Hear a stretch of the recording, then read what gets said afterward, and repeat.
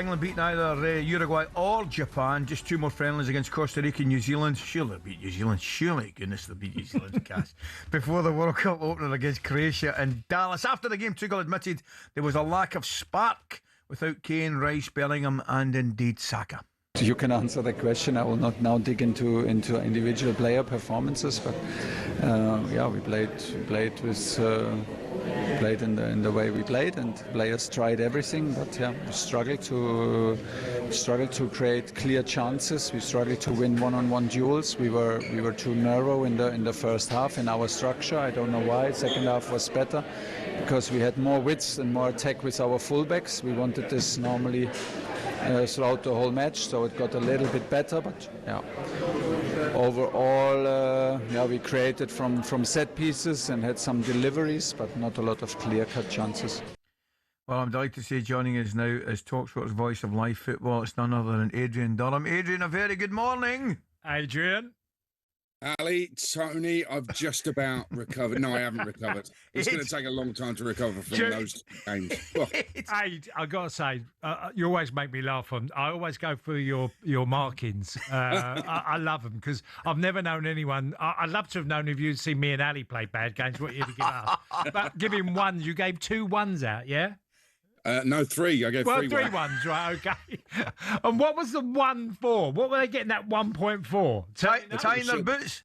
They put the shirt on the right way around. No, listen, and listen. The marks out of 10 are on the website talksport.com. You can agree with them or disagree with them. What I will say is, from the very outset of doing the marks out of 10, I've made it clear I'm a harsh marker. So, Jim Proudfoot, our commentator, said to me, well, you've got to give them at least 4 out of 10 for getting off the bus. And I said, no, I'm not doing that. They've got to earn the marks. So there are some 1 out of 10s. One of the ones was for Thomas Tuchel, Phil Foden, Cole Palmer got 1s as well. And that's the worry for me. Some seriously talented, creative players, and they didn't turn up. Rodgers didn't play particularly well. Cole Palmer was awful, gave the ball away from the goal for the goal and didn't chase back. And then you've got Phil Foden, who we put a non-goal scoring attacking player in a centre-forward kind of position and expected him to score goals. He's not been in form. He's not even been playing in the big games for Manchester City. So quite why we put that on Phil Foden, I don't know. He's had a chance and he's not taking it. Ed, I'm just ecstatic you weren't around marking my O grades back in the day, by the way. I'm going to mark you 2 out of 10 for this show. So just brace yourselves, all right? Hey, tell me, Cass and I were talking there, mate, and we've got into these 2 games, and we're saying to ourselves, right, he's probably got maybe 20, 22 of his squad named. It's be interesting to see who can get into the squad. And now Cass and I are thinking, might be 1 or 2 have actually played their way out the squad, mate. Exactly right. The talkSPORT Daily podcast is me, Stuart Pearce and Jim Proudfoot today talking about who has played their way out of this World Cup squad.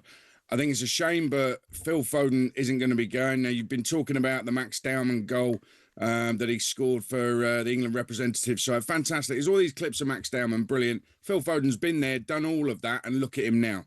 He's still got a lot to do, Max Dowman, and good luck to him. Phil Foden, he's going to be 30 at the next World Cup, and I don't think he's going to be going to this one. So I think his peak years, we won't be seeing him at a World Cup, which I think is such a shame. But there's others in there as well. Kobbie Mainoo, when you look at him for the goal, he's running through treacle, towing a caravan with a flat tyre. What's going on? I mean, this is England, mate. You've got a big chance to go to a World Cup, and you're just jogging around pointing at other people to do your work for you. I didn't understand that at all. So there's some serious problems there. Listen, if you put Declan Rice, Harry Kane in particular, plus others back into that side, and there's a debate on the podcast, actually, the talkSPORT Daily podcast, as to whether Jude Bellingham starts in that first game at the World Cup. I personally think he does. He's got to. Well, if you want to have that argument with Stuart Pearce, mate, feel free. But he's got to, Ed. Surely he's got to. Yeah. But where? Because hang on. You've got a 6 and an 8. That's Anderson, who I thought was one of the few positives last night. And Declan Rice comes back in, has to play, in my opinion. So that's the 10 position for Jude Bellingham. So is he playing better? He's been injured, I know. But do you put him in ahead of Rodgers, who Thomas Tuchel absolutely loves? Cole Palmer hasn't really done it. Played okay against Uruguay, but didn't play well last night at all. He seems to want to take Phil Foden. There's competition for that place. I personally would give it to Bellingham. Yeah, I want to ask you this question because me and Ali were talking before we come on air. It was quite, England didn't really offer anything until they actually went direct. Yes. And got Maguire burn on. They got lots of crosses in, lots of corners, and that was the only time that Japan looked actually unsettled. Tony, I think this is a really great point. We turned into set piece FC at the end, and at least we started taking some decent corners because the corners in the first half. Blimey, it's like they'd never taken a corner before. What's wrong with these guys? You could practice them as much as you want, and they were putting in that. The set pieces were dreadful first half, in my opinion. Right, so we've turned into set piece FC. You lump in Byrne and Maguire.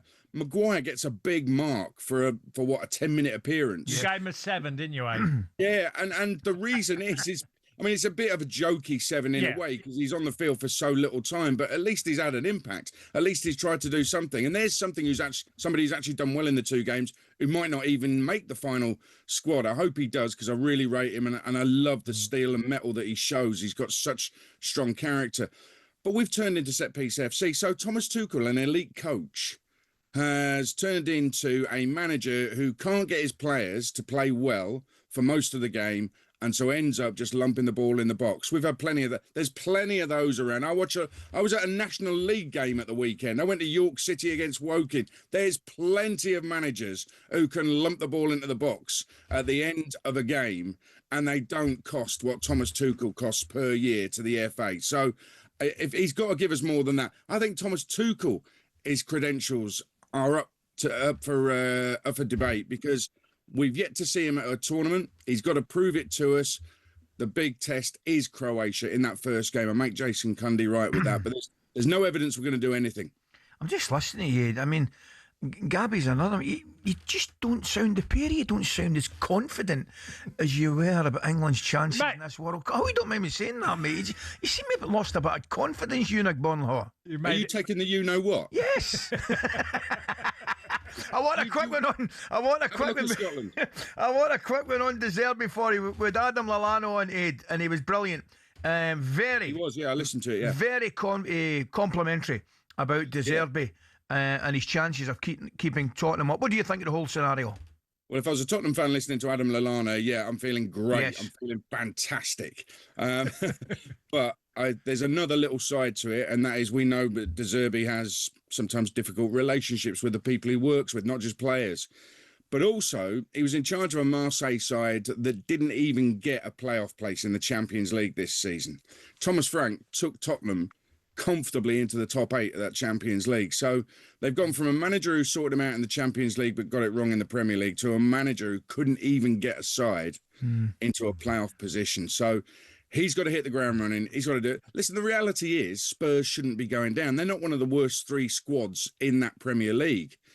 But he's got that job to do. If it goes wrong from the off, as it has done with Igor Tudor, then he's got a massive problem. And Spurs have got an even bigger problem because they're going to be going to Lincoln next season if he doesn't sort it right out. Now, Lincoln is a terrific club and they're doing very well. They could go up from League One. No good about it. They're going up, mate.